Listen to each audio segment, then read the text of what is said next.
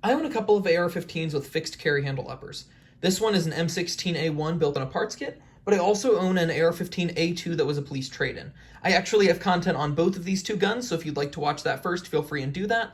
But if you are thinking about picking up a fixed carry handled AR-15 or an upper receiver and building a gun out, I think it is a really cool idea. I really like these. They're a lot of fun. They do actually have some practical advantages over the detachable carry handles or just flat top ARs with other optics mounted on them. But before you go and do that, I just have some things that are good considerations to think about before you move forward in that direction. And I do have a video comparing the A1, the A2, and the detachable carry handle.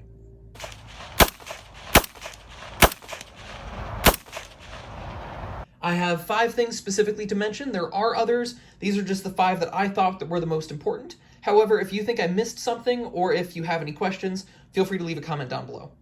Now, the first thing that I wanted to talk about is that there is a lot more to cloning than just buying a fixed carry handle upper and then building out the rest of the gun. There are a lot of other bits and details and types of things to pay attention to make a gun clone correct. Now, if I think there is anything where gun-owning Americans should respect others, it should be in firearms, because there are people trying to take our rights away to own these types of things. So if there is one place where we should respect each other's differences, I think it should be ownership of these and how we build them out. That being said, there are some real jerks in the gun market when it comes to cloning rifles. People who will point out you have the smallest minute thing off, and because of that, your gun sucks, and people are just jerks about that kind of thing. Now, I don't get into that. I think it's pretty stupid, but even on this rifle, I have some things that are simply not clone correct. First of all, this is currently using a Poverty Pony Anderson lower receiver right here because I built this gun during the COVID-19 pandemic. In fact, I think I actually had COVID when this parts kit arrived to my house. And so it was just what I could get my hands on because all sorts of things were screwed up. So it's just different in a few areas on the lower receiver. Also, something else that's incorrect on this is that I built it using a Delton barrel. A lot of parts kits like this don't come with the barrels because the barrels have just been shot out and destroyed over the years. One of the big issues with this barrel is that the gas journal, or the space around the gas block right here, is the wrong diameter. Finally, the M16A1 should have a split crush washer right here, and this one is not split because it was just one I found in my local gun store. All of these things I could replace. The barrel is the highest priority to me right now because although it is expensive to get, a little bit expensive to get the right barrel, I also just want a barrel that's a little bit higher quality than this one. This Delton barrel has served me pretty well, but I just want something that is a step up from it. So people are going to judge you if you say you have a clone rifle, and some of those little things are wrong. I think it's stupid, but they're just some jerks out in the world. But if you don't care about that, that is perfectly fine. If you want to buy a upper receiver and just put it together, it's none of my business. In fact, I think it's pretty cool to build something that is from your own creativity and imagination and not just copied from some military operation from the past. But there's nothing wrong with that either. Item number 2 that we need to discuss is that barrel options can be a little bit limited. People will make the comparison with building an AR-15 to building with Legos, and in a lot of places, that is actually pretty correct. Putting together a lower, attaching a lower to an upper, and even assembling an upper receiver isn't that hard.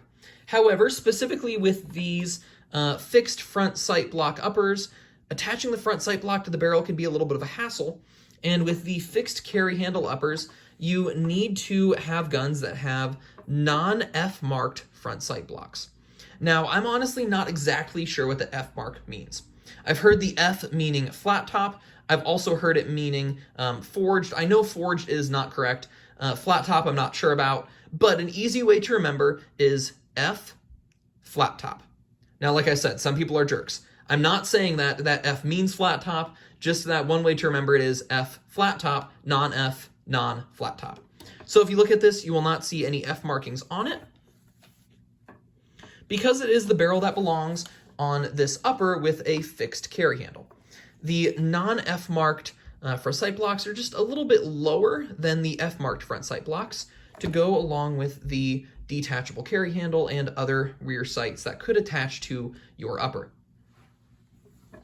What this means is that your barrel options are limited.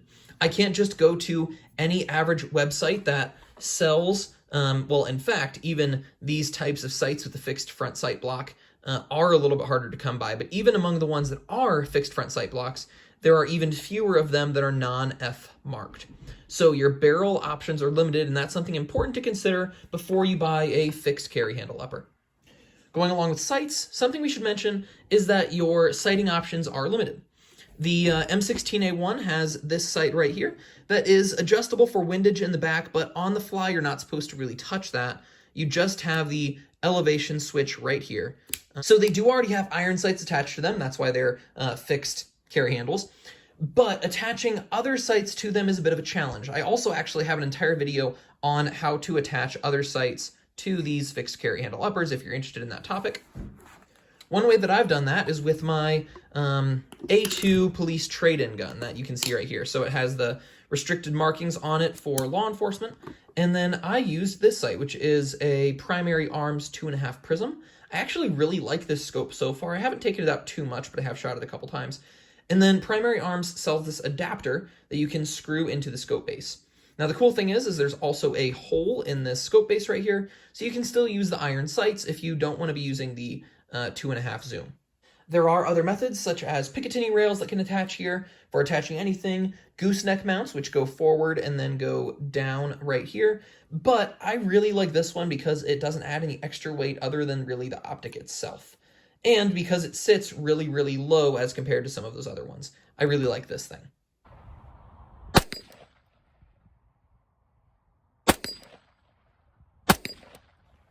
Something else we need to talk about is the difference and some of the advantages and disadvantages between originals or parts kit builds and clones. Now, this isn't a clone, this is an original-ish. It wasn't really a military surplus, but that's beside the point. But today, you can get modern M16A1s from Palmetto State Armories, H&R branch. It's kind of a whole thing. H&R was bought out by Palmetto State recently, and they're making these M16A1s, which is really, really cool. Now, I haven't handled one of those, so I can't talk about the quality of those specifically, but assuming they're good, that's what we're going to talk about next. The biggest disadvantage of parts kits like this one is that they are used, and some of them were well used. When I first bought this one, this rear sight piece would move back and forth, so I have a washer under the rotating piece right here that holds it fixed in place. That way I can use my sights through here, and it won't wobble back and forth, messing up my zero. So some of these are well worn. Number two, if you were to buy a parts kit, say you went to a company that makes AR-15 parts kits, and you bought a complete parts kit, the only thing you'd be missing is the lower receiver. However, with this parts kit, I was also missing the barrel, as well as some smaller springs and pins and things like that that had just gotten lost along the way at some point. So with a parts kit like this, you might be missing something, whereas with a clone rifle you buy complete from a company, you won't have to worry about any parts missing. However, probably the biggest advantage of the parts kit rifle is that one of the reasons that we collect these types of things is the history behind them. This is one of my Mauser Nagants, and this one was made in 1943. So this one was made during World War II, and it could have been used in direct conflict against the Nazis. That is a really interesting part of history that a clone rifle simply will not have. However, an original rifle, even if it's built on a parts kit, does still have a level of that history. Obviously, the original rifle itself is even cooler, but a parts kit is a close second.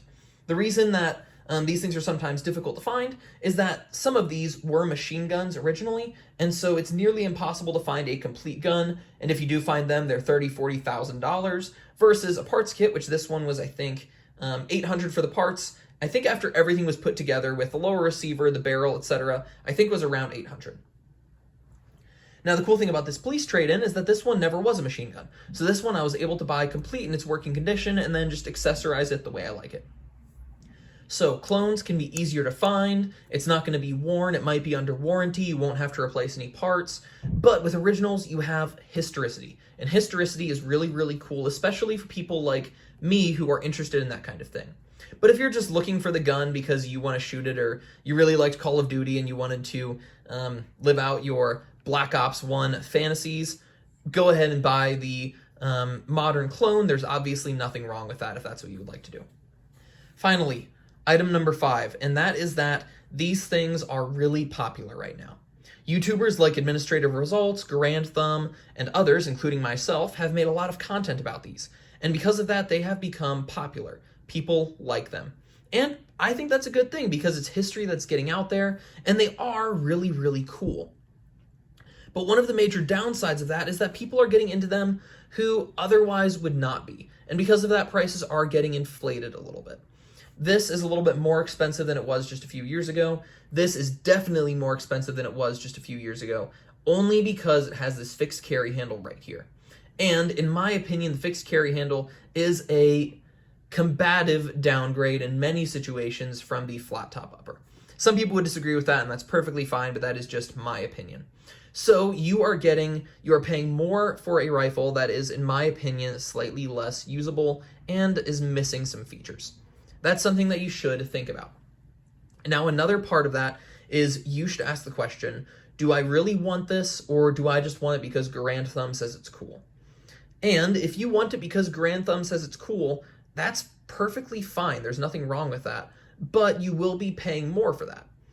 And if you do really want it, just know that you might pay more now because that price is inflated, and maybe after a period of time that price will go down a little bit as demand for these types of guns goes down a little bit. I'm not exactly sure about that, I can't tell the future, but I wouldn't be surprised if in a short time the prices did go down slightly, just to reflect that that interest has waned a little bit. So, in order, the 5 things that I think you need to know if you're going to buy a fixed carry handle upper or a fixed carry handle gun are as follows. Number 1 is that there is more to cloning than just buying a fixed carry upper and building out the rest of the rifle. You need to ask what's important to you, and you need to understand that if you post a picture on the internet and say, hey, look at this clone gun I built, people might be jerks, but who cares about them, right? Item number 2 is you need to, if you don't have the machinery and you aren't interested in getting the machinery, to attach a front sight block to a barrel. You are limited on barrel options because not very many manufacturers make non-F marked front sights. And remember, F means flat top, non-F means non-flat top. That's not necessarily what that means, but that is a good way to remember that. 3, there are limited optic options. Like this, you can mount optics to a fixed carry handle upper, but it is just a little bit more challenging than it is on a flat top upper where it's simply turning a knob. Number 4, clones are cool, originals are cool. There's nothing wrong with either one. You just have to kind of decide what you like and think about it because there are some pros and cons to each. And finally, number 5, they're popular now. You should ask the question, is this something that I really want, or is it just something that people on YouTube said I should want? And also, because they're popular right now, the price is a little bit inflated from what it used to be. All of that being said, I am 8mm Mauser Man, and I built out this AR-15A2 like it was 2006 with a vertical foregrip. But I lived on. Which proves it's hard to get the best of a man named John. John.